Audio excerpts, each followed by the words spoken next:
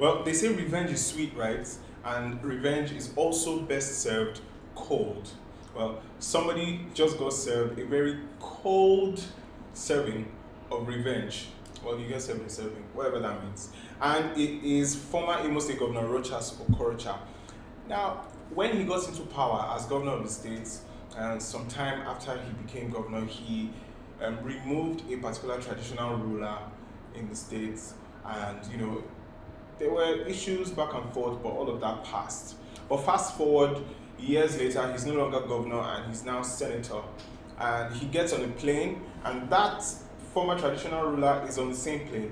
But then, Rocha Sokorocha joyfully walks towards where he's sitting and takes a seat beside him. And, well, apparently, the man was not very comfortable with it, so he took his traditional staff and beat Rocha Sokorocha with it. You can imagine. Actually beating a former governor of a state of the Federal Republic of Nigeria with a staff. Well, revenge is sweet and best served cold, so I think it's probably ice cream. So Rocha Sokorocha had himself some ice cream. Welcome to Unplug. This is brought to you by Every NG, and it's the show where we, of course, bring you all the updates, news, politics, sports, whatever it is that is trending across the globe. We serve everything to you here on the show. Thank you so much for joining. My name is Victor.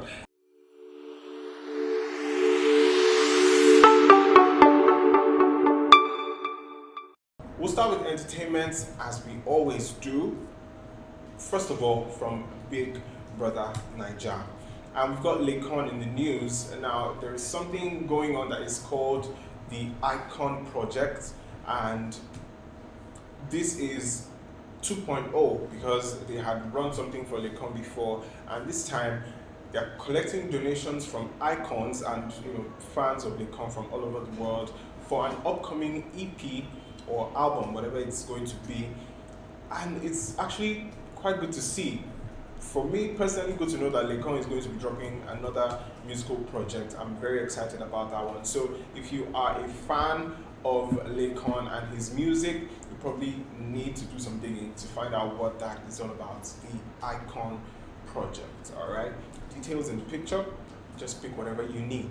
Okay, let's move on now. Let's talk on Mashallah from a previous BB Naija edition of the show. He was on the Pepper Dem Gang edition, and Mashallah is set to star in a new Nollywood movie. Yes, there you have it, the Amanta Twins, and you can see Mashallah featuring prominently on the poster for that one. It would be good to see what he can do with his acting skills, mashallah, Worry Streets and all of that. Let's see what his role is going to be like in this particular movie. I cannot wait to see that one, okay?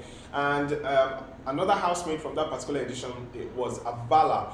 Avala had been having some health issues for some time, and apparently people have been trying to reach out to her to find out how she was doing, check on her and all of that. Well, she took to her Twitter to announce that she was feeling a lot better, and thanked everybody who tried to reach out to her and tried to communicate with her in one way or the other. So Vala, get well soon, and we hope that you recover speedily and fully as well. Banky W, the husband of Adesola Tomi, turned 40 during the weekend, and it was really, really big, not because he threw a party or anything, but because of Banky W's personality. So many people from all walks of life reaching out to congratulate him on his big age. Like they say, life begins at 40. So apparently Banky W might just be starting a whole new phase of life. So he turned 40. Even his wife, Adesola Tomi, took to social media to really gush about her husband and appreciate him especially. So happy birthday once again, Banky W. Many happy returns. And still clocking in with all the good news, Harry Song has tied the knot with his boo. Let me just say his boo. You remember that song, even your boo gets boo. Well, anyways, Harry Song has left that stage now. He's fully committed to one woman without any other boos anywhere. He has gotten married to his long-time woman, and it's really good to see. Really glamorous looking wedding and everything looking very, very beautiful. So congratulations to Harry Song, and it's probably time to start a family. All right. Now let's talk Burna Boy, Grammy award winning Burna Boy. And apparently that Grammy doesn't just come with all the accolades and all of that, it probably comes with some issues as well. Now, Burna Boy was welcomed to Port Harcourt City for his homecoming celebration, the first time he was setting foot in Port Harcourt ever since he won the Grammys. Now, it was a massive occasion. People trooped out in their numbers to celebrate the boy that is doing us proud, right? And the governor of the state, Governor Nyesom Wike, decided that, okay, it's not enough that we just give you a grand reception, but you also need something as maybe some kind of encouragement or something. So Burna Boy was gifted by Wike land, a piece of land in the old GRA area of Port Harcourt, and he was also given money to begin to develop the land. And apart from that, he was also given, money. Now, not just Burna Boy, but other performing artists that were present on that day also left with the sum of 10 million naira. Good. That is the good part right now. This particular gesture by the River State governor did not go down well with a lot of people, because they felt, why would the governor use taxpayers' money to, give Burna Boy any gifts whatsoever? That there are people who are hungry, who are suffering in the state, people who don't have jobs and this and that, people are being owed salaries here and there or whatnot. So why is gifting Burna Boy anything at all a priority? It was big on social media, but then the Port Harcourt First Lady, I don't know whether that's what I'll call her, but the first daughter of Port Harcourt, like some people call her, Tacha, decided to have a say in the whole thing, and she did this video for about 65 seconds or thereabouts, where she was saying, if you think Governor Wike giving Burna Boy any gifts is wrong, then you must be insane. You must be mad. I mean, she said that pop and plain. Those were Tasha's words, that something must be wrong with you if you think Governor Wike did any wrong. She said entertainment in that city is dead. So for the fact that Burna Boy won a Grammy, not just any regular kind of musical award, then he deserves to be recognized that way. And of course, Tacha was dragged, but trust the Titans, they did not let it rest. Whoever was trying to drag Tacha was also dragged alongside. Well, let's just move past that. Now, to celebrate his homecoming, Burna Boy decided to do a little to give back to society. He shared food packs in a couple of communities in River State, and it was really, really good to see. He has this outreach program through which he gave these donations, and it was really, really good to see. It's not enough for you to just collect from the people, but it was also good to see him giving back to the people as well. So that is how it went down with Burna Boy and in River State over the weekend. Still a conversation ongoing, but we cannot continue that conversation right now on the show. Let's move on to what is actually some saddening news, as in Kaduna State, gunmen abducted no less than 8 members of the Redeemed Christian Church of God in Kaduna State. And right now, the updates that we have gotten is that these kidnappers are demanding for a ransom of 50 million naira. Now, it's a whole conversation. Who is going to pay? Is the church going to have to step in, or will everything be left to the government? I mean, it seems these abductors are trying to make a statement, which is why they decided to do something like this. They were kidnapped along the Kacha Expressway, and it's really, really sad. Let's hope that something can be done about this as soon as possible.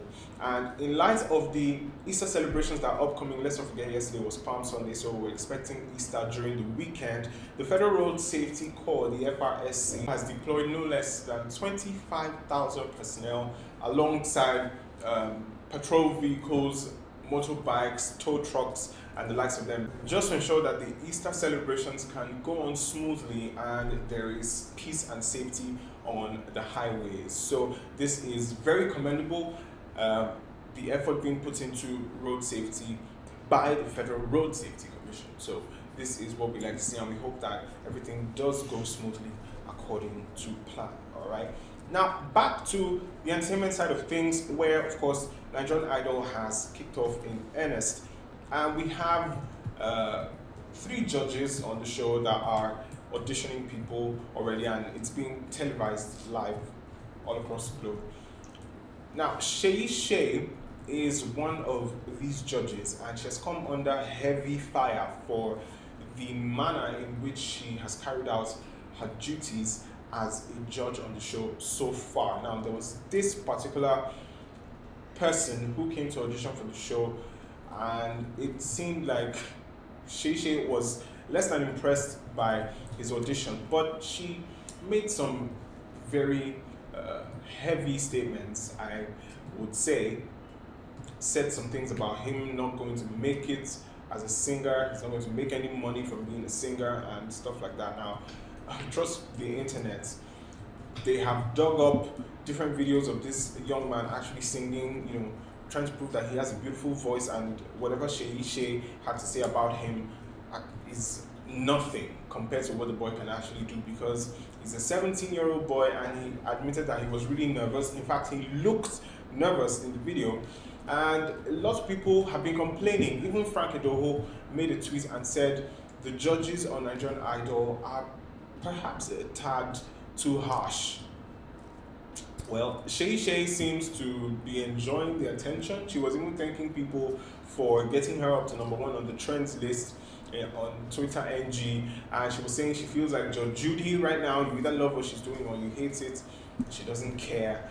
And a lot of people have bashed her. Some people have said, look at you, you're just an upcoming artist yourself. It's not like you're such a good singer. It's not like you really made it in the musical industry. And you're out here crucifying youngsters who have not even started at all. I mean, what's the point? Well, this dragging is going to continue for a while, because until the show ends, Seyi Shay is one of the judges, and we'll just have to wait and see what exactly or what more is left in Seyi Shay's locker. But whatever happens, if there's any more dragging and bashing, we'll keep you posted. All right. Now, you'd remember last time out we talked about the Ebuka situation as Big Brother Naija host, and some people were talking about getting him a co-host, and suggestions were coming up from left, right, center. Now, somebody tweeted and said that Ebuka should be replaced completely. He should no longer be the host of Big Brother Naija, and he suggested that Frank Edoho should take over as host of Big Naija. Different people, different opinions. Everybody's opinion to an extent is valid, but Jemima Osunde, Nollywood actress, did not take that particularly well, and she fired a response back at this person and was like, look, the same way you are, seriously agitating for someone's job to be taken away from them, that is how other people are going to gang up together to see to it that your job is taken away from you. Because, what has Ebuka done to deserve all of this? That was the same question we were asking out the last time. Why would anybody think of replacing him? He has been excellent on the show so far. So what exactly is the point? So that was Jemima Osunde rising to Ebuka's defense. What do you think about this particular situation? I would like to know. Just let me know down there, and we'll probably interact a bit about it, okay? Now, a young girl stumbled into DJ Copy somewhere in London, in Peckham precisely, and she was not just starstruck or awestruck, she completely broke down in tears. She was crying when she got to meet DJ Copy. It was really heartwarming. DJ Copy shared a video of it, and she was just really thankful that she has made so much impact that somebody can meet with her and feel that way. Because, just imagine you being a celebrity or someone like that, and your fan meets up with you and is so happy. Not like your fan meets you and starts insulting you or something, but so happy to see you, throws arms around you, and even bursts into tears. It was really heartwarming to see. And let's just be the best at what we do, lead good lives, so that people can love us, even if not everybody. Alright? Let's move on now to a bit of sad news, where former President of the United States of America, the first Black President of the United States of America, Barack Obama, has lost a close relative, and her name is Mama Sarah Obama, and she was Barack's step-grandmother. She died at the age of 99. was really sad actually, but she has lived a full life, and her demise is actually worthy of celebration. That's how I see it though. So condolences to the family of Barack, Michelle, and the Obamas in general. And now, before we go, we always have something for sports lovers, and we have a couple of things. First of all, good news from the Super Eagles of Nigeria, as they have qualified for the 2022 African Cup of Nations that are going to be held in Cameroon. And even before the game that they played on Saturday, because they have 2 games left in their qualifiers, and they needed just a point from those 2 games to qualify. But even before kickoff, they were able to secure their place in the continental showpiece, because the other 2 teams in the group played a goalless draw, so they made it even before they stepped out onto the field, and they were still able to get a win in their game against Benin Republic. So congratulations once again to the Super Eagles. And over in Europe, in the World Cup qualifiers, there was a bit of drama, not even a bit, but a lot of drama. Cristiano Ronaldo and Portugal faced Serbia in what was quite a crucial game, and Portugal had scored 2 goals. There were 2 goals up, but they squandered their lead. Serbia equalized, and at the very last minute of the game, Cristiano Ronaldo pokes the ball home over the line, but then somehow it was cleared, but the ball had crossed the line. That was supposed to be a clean goal, but somehow there is no goal line technology at the World Cup qualifiers. There is no VAR technology, and the goal was not given.